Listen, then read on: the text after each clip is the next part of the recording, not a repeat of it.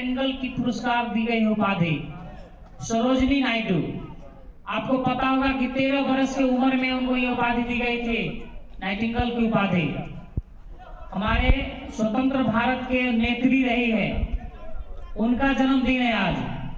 इनका जन्मदिन है, सरोजनी नायडू का जन्मदिन है, तो इसलिए आज विशेष दिन है। दूसरी बात, आज ही के दिन है ना रेडियो दिवस के रूप में भी हम मनाते हैं। 13 फरवरी को कौन दिवस के रूप में मनाते हैं? रेडियो दिवस।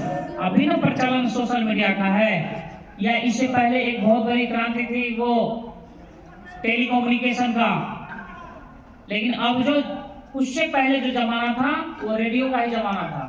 बहुत सारे व्यक्ति रेडियो लेकर के घूमते थे, कोई समाचार सुनने के आदी थे, देश और दुनिया में क्या घटना घट रही है उसका पूरी तरह से जानकारी प्राप्त करने के लिए रेडियो रखते थे, है ना। रेडियो में समाचार सुनना, या उस समय में मनोरंजन का कोई बेहतरीन साधन नहीं था, तो लोग रेडियो से ही गाना वगैरह मनोरंजन के लिए सुनते थे।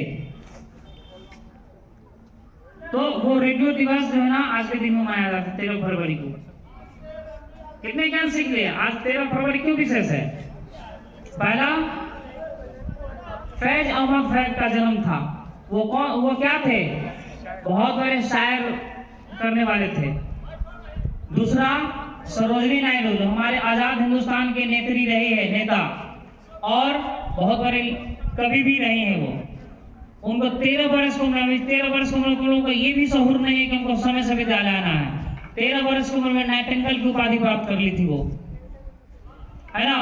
और तीसरा है कि आज 13 फरवरी को रेडियो दिवस के रूप में भी मनाते हैं। कितने ज्ञान सीख लिए आज आप लोग? कम से कम 3 ज्ञान तो सीख लिए ना। आने वाले को फायदा हुआ कि नहीं हुआ? कभी जीवन में पूछेगा कि रेडियो दिवस कब मनाया जाता है, तो आप बता सकते हैं 13 फरवरी को। पूछेगा सरोजनी नायडू का जन्मदिन कब है? 13 फरवरी को। समझ में आ रहा है? तो ये सारी बात है। चले, क्योंकि समय बहुत ज्यादा हो गया है, तो प्रेरक प्रसंग आप लोग पास में है तो आइए प्रेरक प्रसंग सुनाने के लिए, और नहीं तो सुविचार। सुविचार है किसी के पास?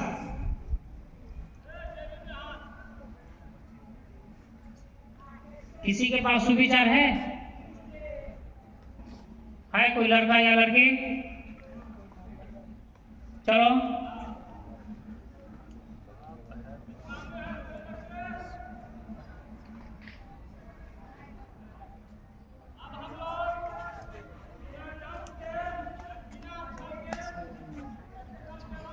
नहीं है, चलिए समाचार वाचन हम ही कर दे रहे हैं, ठीक है।